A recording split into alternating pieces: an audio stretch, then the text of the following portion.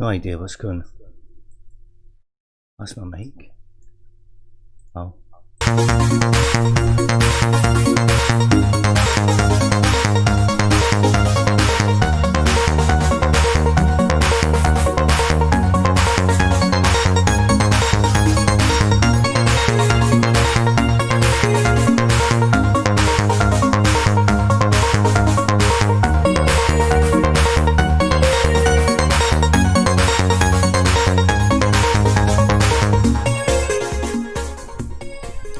Yo, yo, yo, I'm back. So, let's return. Don't know what that shit is. Sorry, 2 seconds. Right. So when you died, back in the day, you thought, and you still do, that you're going to a better place. I don't know why that is. You're dead. Sorry. I once spent time with a guy called John Irwin. He's a super soldier. And during his life, when he was a young guy, he was involved in dark operations, let's call them. Sorry, where was I going with that? Oh, aye. Well, he would suggest that when you die, or even when you're alive, you can switch vessel, i.e. you can travel from one being or one person to the next. And when you die, you would come back and you would hopefully have learned lessons from the past, and you wouldn't have to experience them again. So you would have, let's say, better awareness about yourself. So back in the day in Egypt, they were seemingly sending the spirit to the Milky Way, to Hades or wherever it is they send them to. I can't think just now. And you would be hailed as a great person. Yeah. And then history gets a hold of your name, and a new ruler comes along and rubbishes your name, defaces your statues, and chases your family out of the country or the area, or just kills them. Or they'll do it when you're alive. They'll come in. Well, it's basically much like what goes on today in the world. The same thing is happening. Exact same experience is going on. So the serpent and the teaching of the serpent has been going on for millennia. You know, there's something going on here. And that's the reason why I wanted to look at this, to find out what exactly is this serpent. Is it a serpent, or is it just a representation, some kind of I can't think of the word right now. Oh, sorry, my brain's wet. YouTube cut me off yet again when I was mid-sentence. I don't know why it's happening. Paradise, the field of reeds, the home of the gods. Sorry, this is going back to the storing of energies within stone, and then encoding encryptions and sacred teachings into the stones.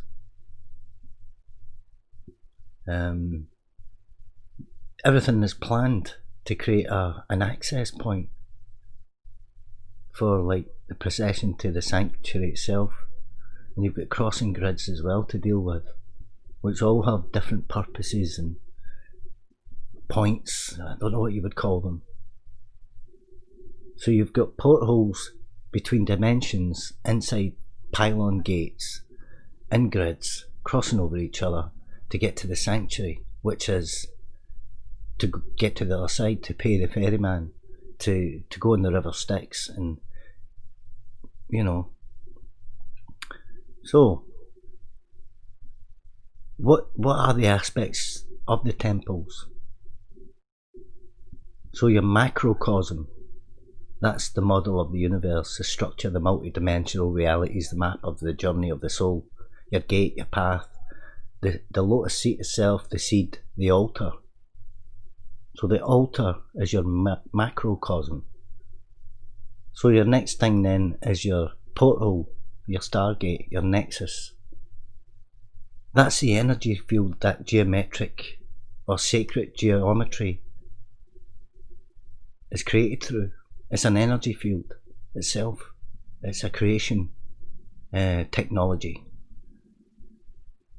Your anthropocosms and your microcosms, that's your human energy fields, that's your light bodies, that's your chakras.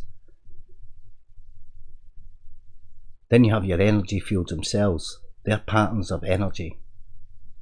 That's to do with ley lines on the earth and grid systems. That would be your grid system in this point would be torsion energy or Skynet. So then you have ritual ceremonies. These are sacred activities, processions. This is when you fully open your chakras. So when you're celebrating Christmas and when you're celebrating your birthday and when you celebrate Valentine's Day and Easter and all these other things, you're involved in a ritual, a sacred ceremony where your chakras are opened and these feelings are mined by other entities. And this is when you reach the house of the divine, you see. This is where the actual serpent or God lives. This is their abode. This is where they preside. This is where their presence is found, inside the house of the divine. The house of the divine would be heaven, I'd imagine.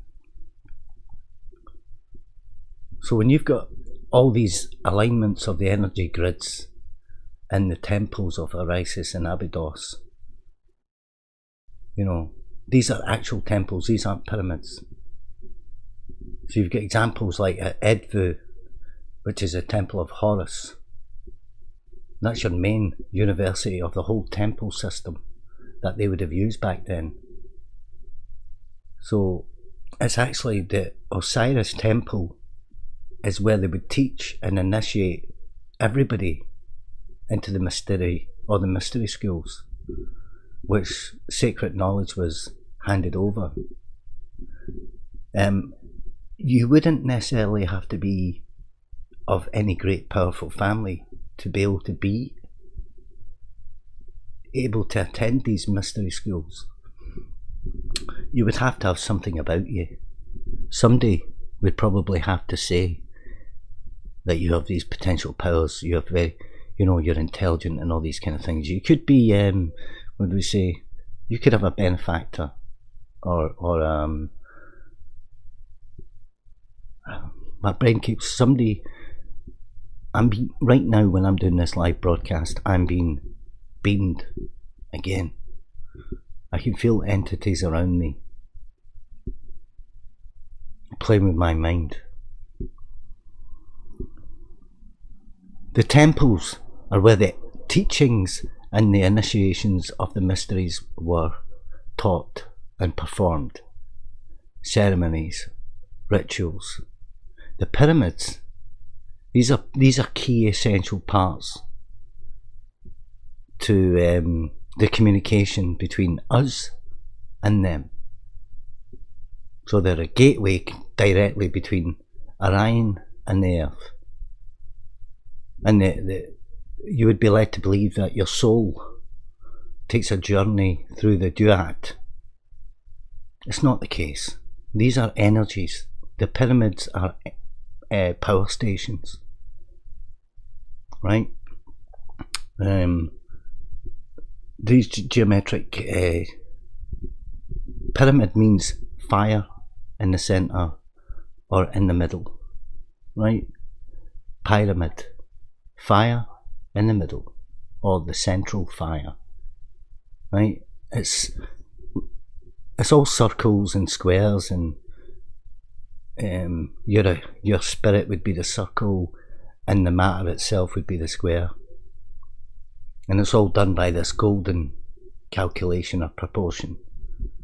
So each of the pyramids have got a slightly different magic ratio to them. So the Great Pyramid is a model of the Earth in its dimensions and units, ancient measurements, all this kind of stuff, cubits, pyramid inches.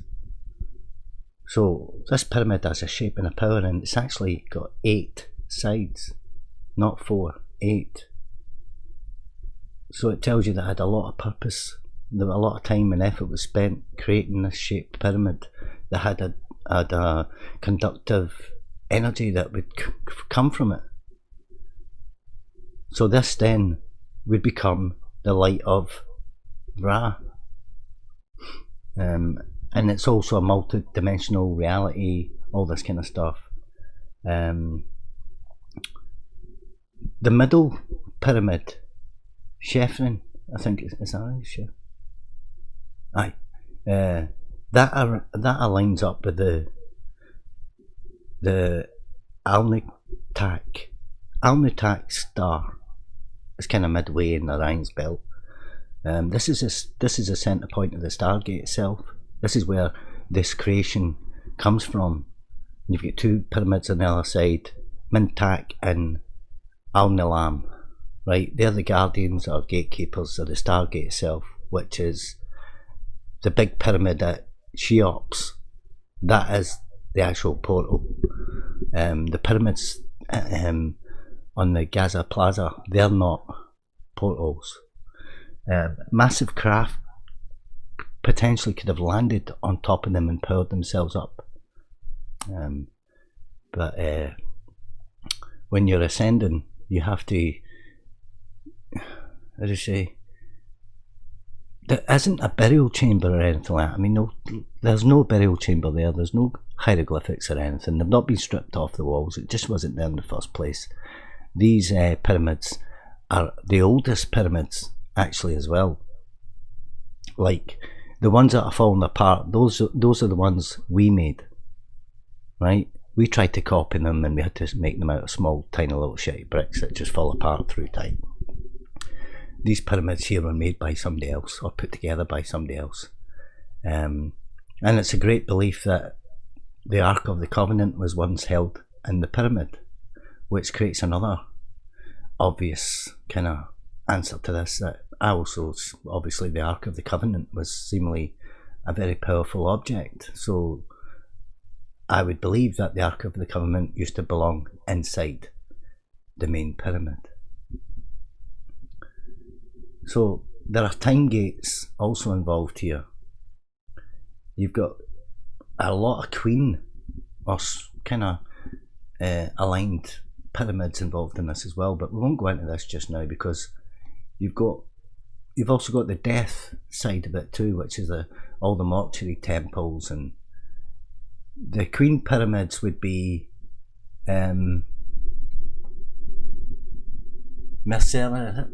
Mycerinus, Cheops and Chefrin,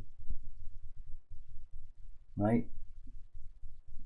And all the temples round about it. You've also got the Sphinx, you've got the tomb of Osiris, and you have the mortuary temple, the valley temple, the Sphinx, the queen pyramids, which sit quite close to Cheops. So basically what happened was the ancients, they mapped the stars of the night sky. So they transferred the night sky or Orion's belt in these pyramids. They aligned them. They're the 3 stars of the belt of Orion, seemingly. Right? So it's, in those days, it was called Rostol, the Stargate. Okay? So it was referred to Rostol, the Stargate. solar boats and everything going on. Underworlds, star fields in heaven, dimensions of, how to say, great vehicles, portholes, wormholes. Everything's going on there. When you're taking an initiation into these ceremonies, you're involved in, some would say, you would have to lie down in a coffin and imitate the journey. Right? People are alive, lying down in a coffin, pretending to be travelling on a journey to the afterlife. So basically they are alive. There's a lot to learn here, because the teachings of the serpent doesn't actually mean you're dealing with a snake. Right? What you're dealing with is people who are going into a deep trance, and they're time travelling into other dimensions in their minds, because technologically they can't make it. So they're copying or imitating, might be the word, what they've seen from the gods. They're trying to communicate with the gods. They're trying to show the gods that they're really clever, and we have built these special vehicles. We've called them a solar boat, and we've got to sail the waters of the consciousness and take us over to the solar sun disk, of Ra, and travel across the sky and be reborn at the other side, be enlightened, And they were talking about the shining ones or the golden ones, the very same ones that I talk about, that I've came across. The golden one appears in a video that I done, and I have it in my videos here on YouTube, my channel, and it's Argentina, I think it's part 2. In fact, you'd probably find it no problem. I don't know, I forget. So when you have a triangle, it's basically telling you you're being initiated.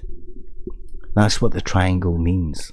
It's an initiation into godlike status, or to be given knowledge of the universe, of creation, of everything.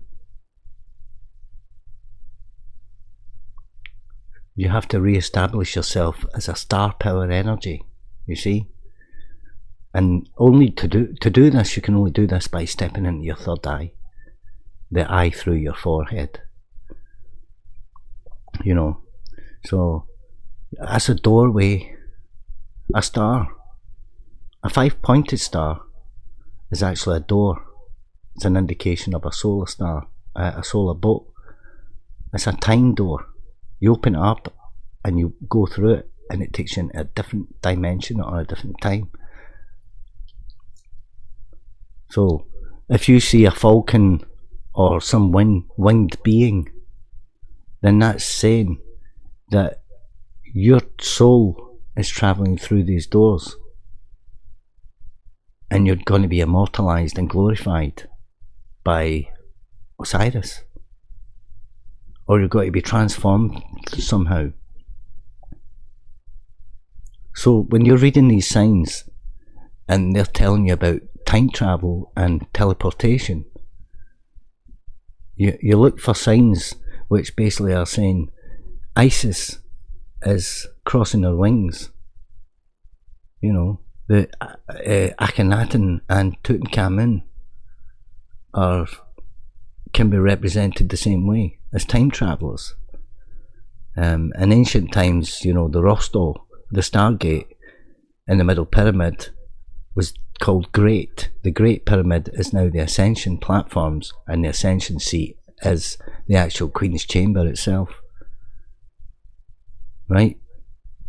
So there's something else going on within the pyramid itself that has to be aligned to the age of Leo to be able to work. We will never see the pyramids come to life.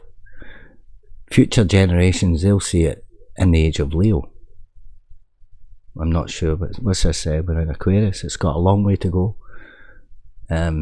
So Stargate geometrics are to do with magic numbers.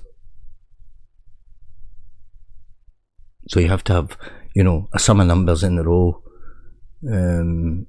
calculate it up, and then bring out the secret number, teach it, and add it to the body of Osiris, which means that it's a library they're creating. They're creating magical formulas, or they're leaving codes. They're not leaving codes in a language, they're leaving code in numerology. So when they're saying a word, you would find in the number value for that word. So I use 369 numerology, whereas it's a more powerful number if you write it out in words. You see? So to hide the message, they gave you numerology, numbers. Now, if you want to decipher a number like 666, then you would find out that it was 666. You would write the word 666 down and come out with a whole different message than the one that you believe 666 means. But I'm not going to go into that right now. What I would like to do is finish off the conversation about ascension, about multi-dimensional realities and the teaching of the serpent. I'm not suggesting that I'd be able to cover the teaching of the serpent in one go, because you have the serpent in the garden as well to deal with, which I believe is the same garden. The creation stories, I believe, are all the same. The creation stories, like you go back to Gil, I would suggest that that is a type of a creation story itself. So why would the Egyptians go to all the troubles of building pyramids and temples and have king and queen chambers and all the rest of it, for it just to sit there and be completely useless, just to seemingly to bury some king or a queen inside? I don't think so. Everybody knows they were buried somewhere else, or they were taken from the planet because they were not like us, let's call it. The serpent, to me, is a craft. It's a craft in the sky. It's got flames that come swooshing down on you. It's a dragon. It's a craft. It's an actual craft. So let's have a look at this.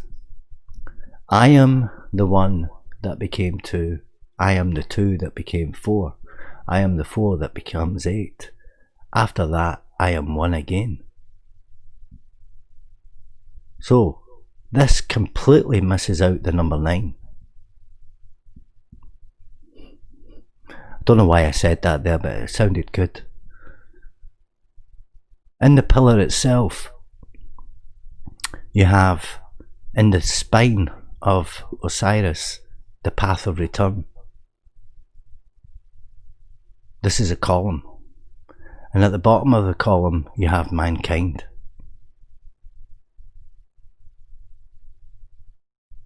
And at the top of the column you have the creator. So in the teachings of the ancients, the Egyptian mysteries, the Djed pillar represents the spine of Osiris. The light body representing the ladder to the imperishable stars, home of the Neters and the Duat. Wow. Right at the top here you have Nun, the bounded void, the column of light, and you have Aten, pure consciousness. Then you have Amun, then you have Ramat, then you have Osiris, you have Horus and Anubis, you have Set, and you have disorder. Mankind is at the same level as disorder. Now on the other side you have Sahu, which is your soul spirit.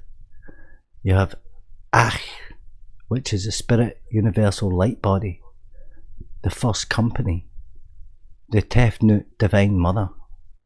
You have Sekhem, the life force body, the vital spiritual power.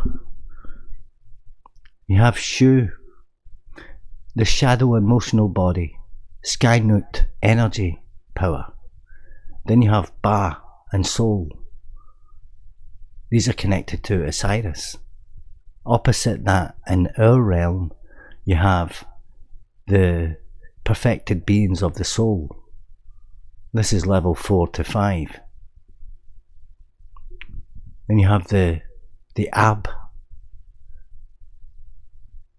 the heart and the mind. You have Nepsis, decay of death.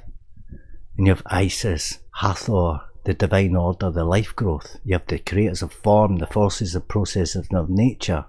This is a column of light. This is where light existence begins. This is in your 6th and 7th dimension.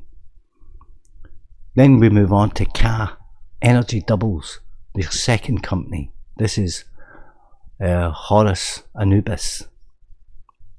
This initiates your mantle, your ascended beings, your mantle of the kings, the divine kings, the principles of light, the mediators between man and gods, the ascended masters, the Dejad pillar, the resurrection body of Osiris, and the initiations. This is to do with Ren, the name vibration, DNA coding. This is in the 8th dimension. In the 9th dimension you have physical body. You have us in the 9th dimension, humans. So if you look at this, we are living in the 9th dimension, not the 1st. Everything is calculated to do with the moon. Also in these pyramids, they're not to do with the sun, they're relating to the moon. It's like an obsession. So to understand these people, you would have to understand the geometry of the thought in those days. There's no point trying to understand it in our times because we use a completely different type of calculation and we're also switched on differently. These people are dealing with the dead. They're trying to resurrect, they're trying to reincarnate, they're trying to, they're having ancestral relationships to keep their bloodline going. And this itself becomes part of the teaching of the serpent. Because your prime creators will manifest into your reality in some shape or form. They will be resurrected, they will come back. So if you keep doing it, then surely it's going to work. But it's not necessarily true, because I believe that they failed. I don't actually think the Egyptians knew themselves what these great mysteries were, or who the serpent was, or what it was. And if they did, the story that they've created is almost impossible to untangle. Because this serpent in our day would be called Lucifer. You see?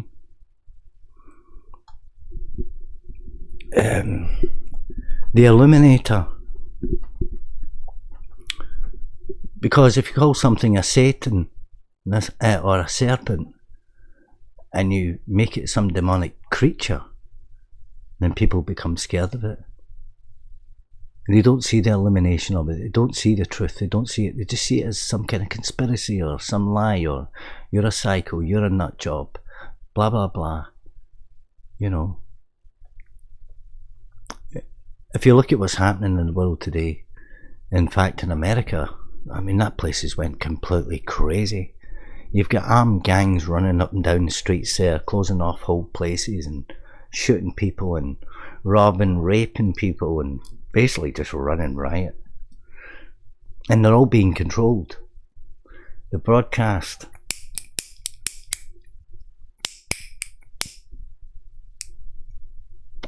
David Icke will tell you that reptilians are behind it. Whether you believe him or not is a different thing. But that's what he'll tell you. Reptilians are behind it. David, we're all reptilian. We have a reptilian brain. You know. Our primordial past, our primal creation, gave us a reptilian brain. So, when you're dealing with mass floods, earthquakes,